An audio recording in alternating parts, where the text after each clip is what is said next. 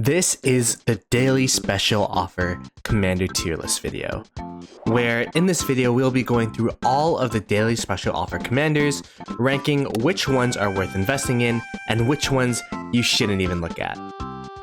In Rise of Kingdoms, there is a huge taboo, especially for new players, which is to never invest backwards. Well, at least your universal commander sculptures. This is because of the inherent power creep in Rise of Kingdoms, where Lilith is incentivized to make newer commanders stronger than the previous ones so that people will invest in them, leaving older commanders in the dust of irrelevancy. Thus, the best course of action for players, most of the time, would be to invest in the newer commanders, as they would have the highest power levels and be the stronger commanders. The daily special offer, however, gives medium to high spenders a platform to invest in the taboo older commanders through purchasing the bundle and obtaining gold heads of the commander of their choice. So, in today's video, we'll be ranking every single daily special offer commander and their effectiveness out in the open field to see which ones are worth investing in. For the purposes of this video, we will be using Tier List Maker, which is a website that allows you to create tier lists. Shout out to @KGDraken for creating this tier list. I'll be putting the link down below in case you want to use this tier list. It's every single legendary commander, and I went ahead and put all the commanders available through the daily special offer in the top 3 rows here, and it's separated by this marker. It's actually pretty crazy to see that more than half of the legendary commanders are available through the daily special offer, so you do have a plethora of choices with who to invest in. Alright, so let's get started. There are some commanders in here that are just not combat commanders, so we will be creating a tier list for them. So the farming commanders are the 3 legendary farming commanders, Sundiok, Cleopatra, as well as Ishida. So for double C, I would probably put this in D tier for don't touch. Honestly, you could probably put most of the gold key commanders in there. I would not invest in gold key commanders with legendary commander sculptures, and not even with the daily special offer. You can get the heads from gold keys, and most of the commanders are kind of irrelevant in the open field from what I've seen, except for a couple. Double C, being a peacekeeping cavalry commander, is not used in SOC except to gather runes or maybe kill gatherers, so I would not suggest investing in him for the special offer. Same thing with Milan. Gold key commander does a lot of buffs and all that kind of stuff, but I don't know if she's that worth it in terms of investing daily special offer sculptures for her, especially because I don't really see any use for her in SOC except for, in some cases, Canyon. You'll never see a Milan open field. The only thing you'll see is if you're buffing a rally, you usually use a Milan in one of those buffing marches, so I would not invest in Milan. One of the gold key commanders I would invest in, though, is actually Mehmed. Mehmed is actually a really good commander. I'll definitely put him B tier in terms of in the investment order, because he's not someone that you would per se, max instantly or buy the daily special offer to use him instantly, but he is a really good commander, especially with his museum buff. He could essentially be a secondary to almost any commander. He gives that AoE damage. He also gives that extra troop capacity. So I will definitely put him in the B tier. Julius Caesar, unless you're in Ark of Osiris or Osiris League, I would put him in the do not touch category. But if you're in Osiris League, your account's probably old enough or whaley enough to have him maxed naturally regardless. So I would definitely put him in the do not touch tier. He's a pretty decent commander, but you just see there's no usability for him. Even in Canyon, the only time I would see him is as a filler march in Ark of Osiris. Richard is, you could put him C for chaining, I guess, but I would also, specifically for open fielding, I would not invest in Richard because there's no usability for him. The only usability for him is in Canyon as well as barb chaining, and if you're a lower spender, maybe investing in a 5-1-1-1 Richard is a good idea, but in this case, I would not buy dailies for him for the open field in Season of Conquest. We can go ahead and put the rest of these gold key commanders in there.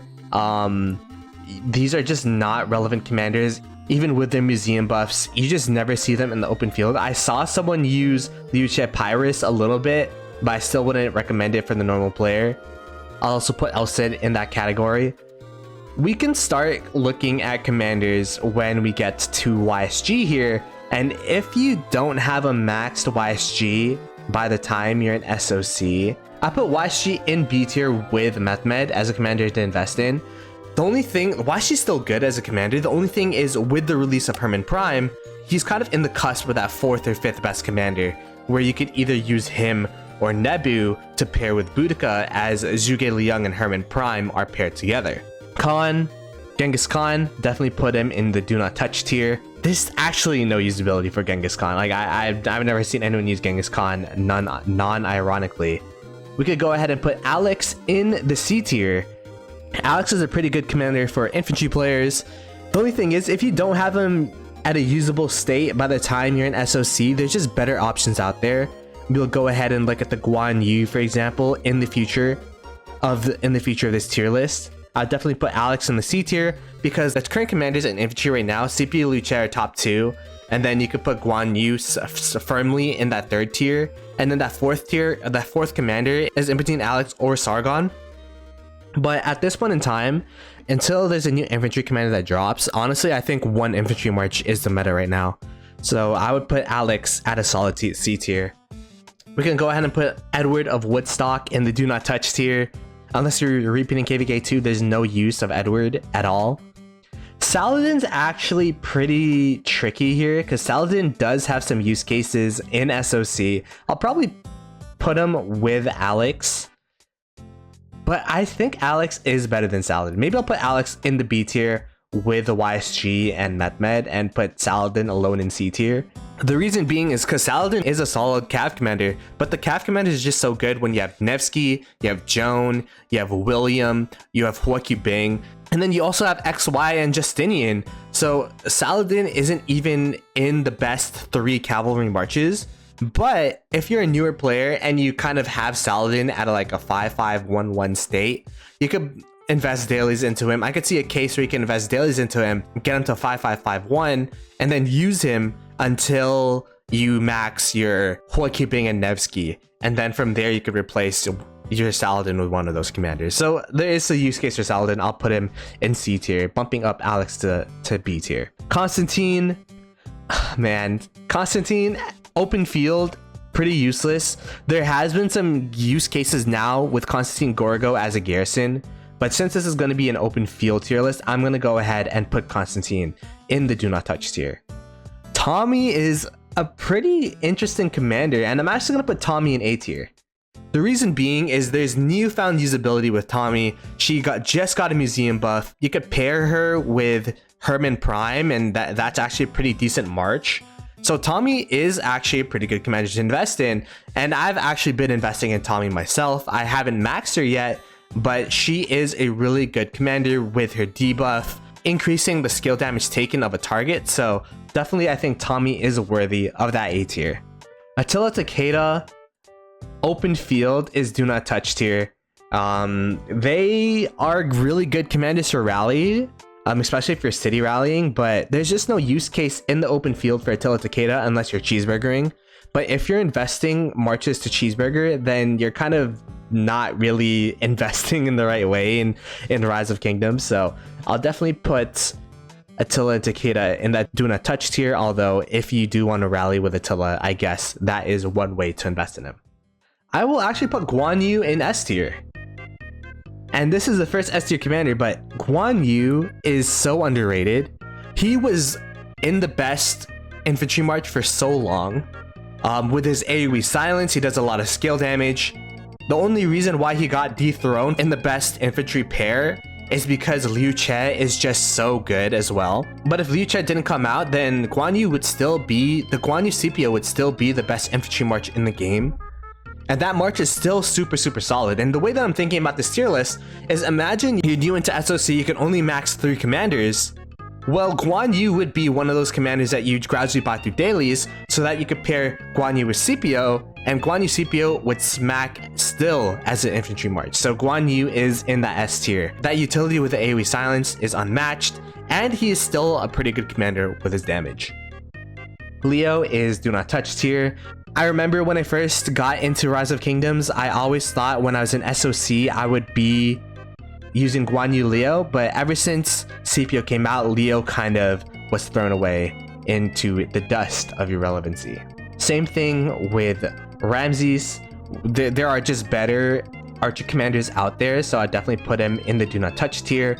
Artemisia though, I could kind of see use case in the B tier, where you could pair Boudica with Artemisia, and that's going to be a super solid pair as your secondary archer march. And as you can see in the B tier, there's a pretty consistent flow here, where it's commanders that you wouldn't instantly use in your first pair going into SOC, but as a secondary commander in your secondary pair, it's still usable. So I would definitely put Artemisia in that tier, because Boudica Artemisia is still a pretty good march. I'd put Theodora in the do not touch tier. If you're barb chaining, you could unlock her and maybe even get her to 5-1-1-1, but there is no usability for her out in the open field. Same thing with YSS. These are city garrisons. But honestly, I haven't invested in either of them because the best city garrison is a Peace Shield. So I'm just going to be using those and not investing gold heads into them.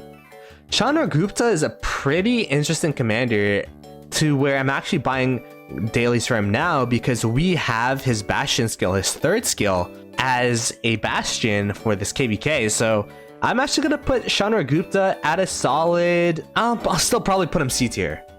Like, you can invest in him if you're really a huge cavalry main, but in all honesty, like, there are just better options out there, like William the First. William at a S tier. He is still in the top 2 marches in Rise of Kingdoms, and honestly, some people might even put him in the best march in terms of swarming down structures, where you put Nevsky with William and that's your swarmer. Nevsky is better at swarming down structures than Joan, so he's still in that top 2 category. And honestly, if you're going into SOC and you max Nevsky, you could use William as that secondary, invest in Williams through dailies, and that's going to be a really good growth case and a good plan for going into SOC. So I'll definitely put William up there with Guan Yu in the S tier. Harold, oh man, what do I do with Harold? I think he's in the do not touch tier.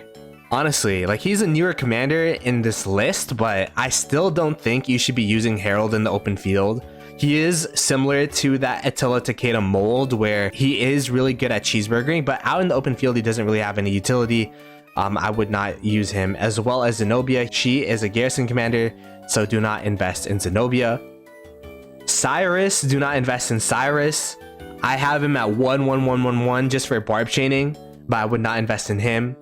Nebu, man, these 3 commanders are all commanders that you could pair with Boudica Prime. So I'm also going to put him in the B tier. It really depends on what you want with your Boudica Prime. Nebu gives you that extra march speed. Artemisia gives you that extra tankiness. And YSG gives you that extra glass cannon AoE.